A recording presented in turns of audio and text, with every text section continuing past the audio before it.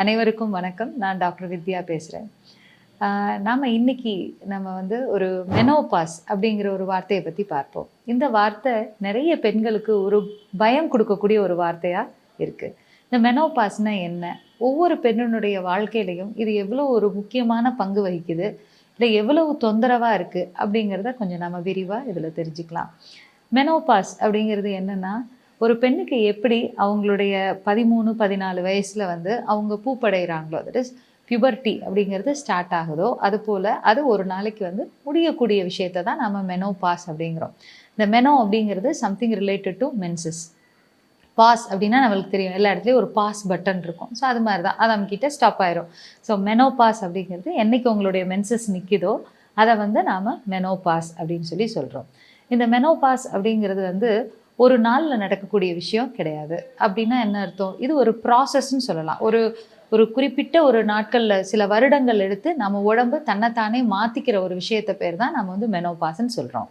இது குறிப்பாக பெண்களுக்கு எந்த வயசுலேருந்து வருது அப்படின்னு பார்த்தீங்கன்னா, ஒரு 40லேருந்து 45 வயசுக்குள்ளாக அவங்க கரெக்டாக அந்த மெனோபாஸை அட்டைன் பண்ணுறாங்க. அப்போ தீட்டு நின்றுட்டாலே அதுக்கு பேர் மெனோபாஸா மேடம் அப்படின்னு கேட்டால் இல்லை. ஒரு பெண்ணுக்கு இயல்பாக அவங்களுக்கு தீட்டு வந்துட்டே இருந்து அது ஒரு வருஷம் வரைய கம்ப்ளீட்டாக வரல, விதவுட் எனி சிம்டம்ஸ் வரல அப்படின்னா நாம் அதை மெனோபாஸ் அப்படின்னு நாம் எடுத்துக்கிறோம். அதாவது இப்போ ஒருத்தவங்களுக்கு 42 வயசுலேருந்து அடுத்த ஒரு வருஷத்துக்கு கம்ப்ளீட்டாக பீரியட்ஸ் வரல அப்படின்னா அதை நம்ம மெனோபாஸ்னு எடுத்துக்கலாம். இப்போ அதே இதை 3 செக்மெண்ட்டாக சயின்டிஃபிக்காக பிரிச்சுக்கிறோம். அதாவது பெரிமெனோபாஸ், மெனோபாஸ் ஆகிறதுக்கு முந்தின நாட்கள், அதாவது முந்திய ஒரு சில வருடங்கள், மெனோபாசல் பீரியட், அதாவது நான் சொன்ன ஒரு வருட கேப்பு. போஸ்ட் மெனோபாசல் பீரியட், இந்த ஒரு வருடம் தீட்டு வராமல் இருந்து அதுக்கப்புறமும் கண்டினியூ ஆகக்கூடிய பீரியட் போஸ்ட் மெனோபாசல் பீரியட்னு சொல்லுவோம். ஸோ இந்த 3 பீரியடும் கிட்டத்தட்ட ஒரு பெண்ணினுடைய வாழ்க்கையில் எப்படி இருக்கும் அப்படின்னு பார்த்தீங்கன்னா, இப்போ நாம் சொன்ன ரேஞ்ச் ஒரு 40லேருந்து 45 வயதுக்குள்ளாக இந்த மாற்றங்கள் ஏற்படுதுன்னு சொல்கிறோம். ஆனால் இதுக்கு நம்மளுடைய உடம்பு தயாராகக்கூடியது பார்த்தீங்க அப்படின்னா அநேகமாக ஒரு 38 வயசுல இருந்தே ஸ்டார்ட் ஆயிடுது அப்படின்னு சயின்டிஃபிக்காக சொல்கிறாங்க.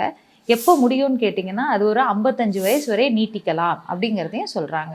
அப்போ இது எதை பொறுத்தது? இவ்வளோ லாங் பீரியட், இவ்வளோ பெரிய ஒரு காலகட்டம் ஒரு பெண்ணினுடைய வாழ்க்கையில் அவங்க அந்த மெனோபாஸை சந்திக்கிறாங்க அப்படின்னா அது மிகப்பெரிய உண்மை. ஸோ இந்த ஒரு பீரியடில் அவங்களுக்கு நிறைய வித்தியாசமான அனுபவங்கள் ஏற்படுறதுக்கு வாய்ப்புகள் இருக்குது. அதில் ஒரு சில இது தொந்தரவாகவும் இருக்கலாம். அதற்கு சின்ன சின்ன மருத்துவங்கள் அப்பப்போ தேவைப்படுறதாகவும் இருக்கலாம்.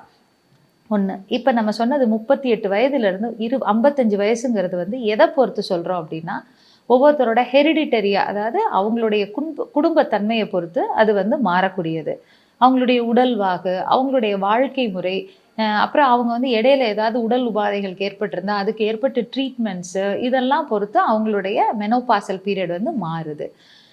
இப்போ உதாரணத்துக்கு நார்மலாக ஒரு விமனுக்கு ஒரு இயல்பாக அவங்க எந்த விதமான ஒரு ஹார்மோனல் ட்ரீட்மெண்ட்டில் இல்லை, இயல்பாகவே கருத்தரிச்சாங்க, இயல்பாகவே முதல்ல அவங்க நார்மலான கரெக்டான வயதில் அவங்க பெரியவங்களானாங்க, அதுக்கப்புறம் இயல்பாக கருத்தரிச்சிட்டாங்க, அதுக்கப்புறம் ரீப்ரொடக்டிவ் ஏஜ் ரொம்ப நார்மலாக இருந்தது, அதுக்கு அடுத்து மெனோபாஸ் வருது அப்படிங்கிறப்ப அவங்களுக்கு இந்த 40 வயதுலேருந்து 45 வயதுக்குள்ளாக மாறுறதுக்கு வாய்ப்பு இருக்குது. இப்போ உதாரணத்துக்கு அதே பெண் ஒரு ரீப்ரொடக்டிவ் ஏஜ் குரூப்னு சொல்கிறது, அதாவது என்னைக்கு அந்த பெண் பூப்படைகிறாங்களோ அதில் இருந்து, தட் இஸ் மெனார்கி அப்படின்னு சொல்லுவோம், அந்த மாதிரி அவங்க பெரியவங்களாகிறாங்களோ, இல்லை நம்ம பக்கத்தில் சொல்கிறோம்னா வயதுக்கு வருகிறார்களோ, அந்த மாதிரி வயதுலேருந்து அவர்களுக்கு ரீப்ரொடக்டிவ் குழந்தைகள்லாம் பிறந்து அந்த மாதிரி ஏஜ் வரை கிட்டத்தட்ட ஒரு 35-38 வயசு வரைய அவங்களுக்கு எந்த விதமான கர்ப்பப்பை தொடர்பான பிரச்சனைகளோ, இல்லை சினைமுட்டை பை தொடர்பான பிரச்சனைகளோ, அப்படி இல்லை ஹார்மோன் பிரச்சனைகளோ, இது எதுவுமே இல்லாமல் இருக்கிறது. அப்படி இல்லை அவங்களுக்கு சுகரு, ப்ரெஷரு, இந்த மாதிரி வேரியேஷன்ஸ் இல்லை கர்ப்ப காலத்தில் அவங்களுக்கு பிரச்சனைகள் எதுவுமே இல்லாமல் இந்த மாதிரி நார்மல் ரீப்ரொடக்டிவ் பீரியடில் இருக்காங்க அப்படின்னா அவங்களுக்கு இதை ஒரு காலகட்டமாக நாம் சொல்லலாம். இதுவுமே என்னென்னா, ஒரு 100 பேருக்கு எடுத்து பார்த்தா அதில் 95 பேருக்கு இருக்கக்கூடியதான் நம்ம இந்த மாதிரி 40 to 45ன்னு சொல்லுவோம். ஏன்னா நிறைய பேருக்கு டவுட் வந்துடும், ஐயோ எனக்கு அப்போ இந்த மாதிரி இல்லையே, எனக்கு இப்படி இருக்கே, மாறி இருக்கே, எனக்கு 50 வயசு ஆகுது ஆனால் இன்னும் நான் இந்த மாதிரி நார்மல் பீரியட்ஸில் இருக்கனே அப்படின்னா தப்பு கிடையாது. ஸோ இது எதை பொறுத்தெல்லாம் மாறும் அப்படின்னா, உங்களுடைய குடும்பத்தன்மை ஹெரிடிட்டரியாக இருக்கக்கூடியது அது பெரிய ரோல் ப்ளே பண்ணும். உங்கள் அம்மாவுக்கு, உங்கள் அத்தைங்களுக்கு, இல்லை உங்கள் சித்திங்களுக்கு, உங்கள் பாட்டிக்கு, உங்களுக்கெல்லாம் எப்போ வந்து இந்த மாதிரி இருந்ததோ அந்த ஏஜை பொறுத்து நிறையவே மாறும் ஒன்று. இரண்டாவதாக உங்களுடைய வாழ்க்கை முறை எப்படி இருக்கோ அதை பொறுத்து மாறும். மூணாவதாக உங்களுடைய ரீப்ரொடக்டிவ் ஏஜ் குரூப்பில் என்ன ட்ரீட்மெண்ட் எடுத்துக்கிட்டோமோ அதை பொறுத்தும் மாறதுக்கு நிறைய வாய்ப்புகள் இருக்குது. இல்லை இது தவிர்த்து நான் ஏதோ ஒரு பிரச்சனைக்காக இந்த பர்டிகுலர் மருந்துகளை சாப்பிட வேண்டிய சூழ்நிலையாக இருந்தேன், அதனால கூட மாற்றங்கள் வரலாம்.